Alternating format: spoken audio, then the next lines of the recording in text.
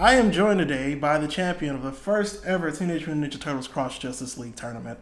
And I have a few questions that I and many of the people who watch that tournament probably want to know about our current champion. I heard you have quite the extensive background and all these other things that you have going on. But before I ask any of that, how are you doing today, man? I'm very good. Thank you so much for having me here today. Fantastic. So let's jump right into this thing. How long have you been playing fighting games?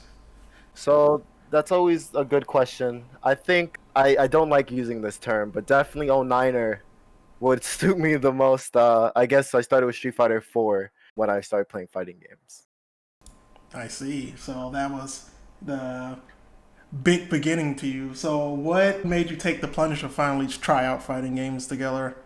I think it was during my high school time when I was playing Persona 4 Arena and Persona 4 Ultimax. I think is when I actually started to get serious about learning how fighting games worked.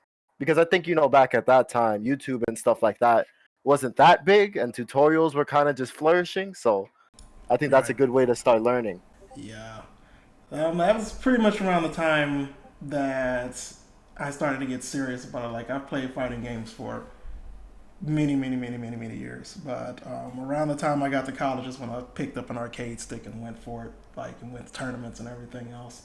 But fantastic. So, I mean, yeah, you're an 09er, but that's fine. You watched everybody of all ages. So, the fact that you came from that generation apparently did not seem to matter at all.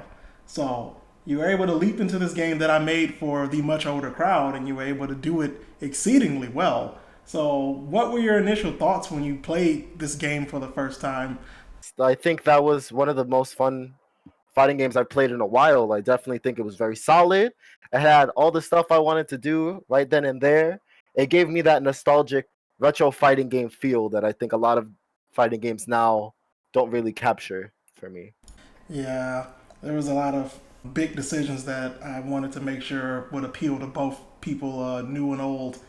And I'm glad that you were able to pick up on that and like run with it. So, how quickly would you say you adapted to this game as a whole? Like before, it felt second nature to you.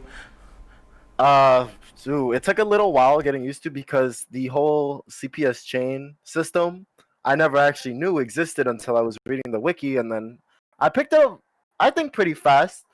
I think it was after I played you and I saw that there's like a lot of potential there to expand on like your gameplay and your combos and stuff like that. I really started to look into it. So probably like a couple of days it took to get ready. That's great. Yeah, because initially I didn't really consider the idea of somebody who's like never heard of any of those concepts. I mean, yeah, a lot of people who tried this game when it came out were people who've never played fighting games, and they had some interesting things to say, both good and bad, that I took and applied and or ignored. But it was all about appealing to people so they can learn it quickly.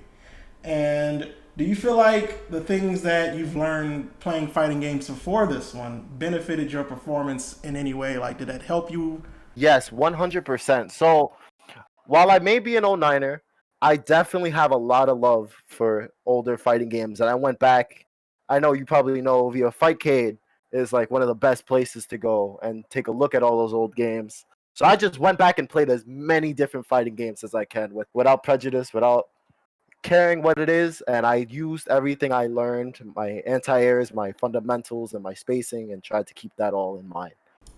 Oh yeah, I was a big GGPO monster, and then Supercade, and then before it became a Fightcade. And even then, I was back with Wincoax and Maine, and all the other stuff is gonna date me very well.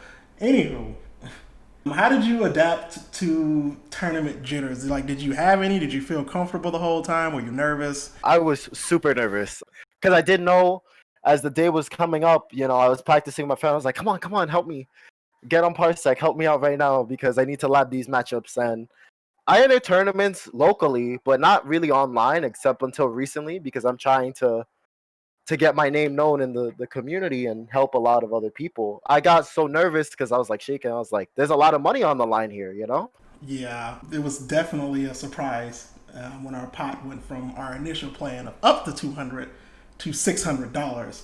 and I think it brought out a lot of interesting players and people whom I thought would have performed a lot better, but it didn't matter. You stood above all of them, and that's something that they have to forever hold. Like they can't take that away from the fact that you are the first champion, and you will always be the first champion. But that being said, people definitely know who you are and know that you're a force to be reckoned with. So, are you worried about defending your title in future tournaments? I mean, 100%. After that, I gotta keep the hype train rolling and be sharp. I gotta make sure that I learn those other matchups and adapt to everybody that's gonna try and win again, and hopefully just rise with the crowd. Oh, definitely. So, we saw that you had a very commanding war. Do you have any other characters in the oven that you're thinking about whipping out next time? Or do you want to keep that a surprise for the next tournament? Yeah, definitely. Because learning a fighting game is more than just learning one character. You have to learn all of them, regardless of who you play. So I definitely do want to look into the other characters. A little bit of Superman. Superman was really good when I played against him. A little bit of Flash, of course. And definitely just to deal with those problematic matchups that I might have in the future when people try to lab out how to beat the character I use now. Oh, definitely, definitely. And that's probably the smartest way to go about it. Well, I definitely look forward to the next tournament and your probable performance in it because you have become the player to watch and the force to be reckoned with. Is there anything you want to plug? Yeah, a couple things. Like I said, I'm just very community oriented, so I'm trying to help out the fighting game community as a whole by providing tutorial content. So if you could find that on my YouTube at JDestroyer97 at YouTube. And also, I think I said this on the stream, but I also help mod the X-Men Children of the Atom Discord for that retro goodness. Mm-hmm. All of you Marvel heads out there definitely need to give it a shot if you haven't. Yeah, Children of the Atom is a very, very fun game that's full of far more jank things that I could ever come up with. Like Yeah. it's got very like the combos are very difficult, but once you get used to it, it's not that bad. But practically everyone has a touch of death in that game. It's really nuts. It's a game that if you guys haven't tried it before, it's worth a shot once you get used to it. Well, thank you so much for sitting down with me for the small bit of time. And like I said, we look forward to the next tournament and how you're going to do in it. Thank you, everybody, for taking your time out to listen to this little chat. I hope that it has given you a little bit of inspiration to push forward in this game and know that there's big bragging rights in this game. As you saw, not only is he the champion who received the pod bonus, he's also the champion that if you download the game right now, you see his name in lights. That could be you. If you want that to happen, you have to win the tournament.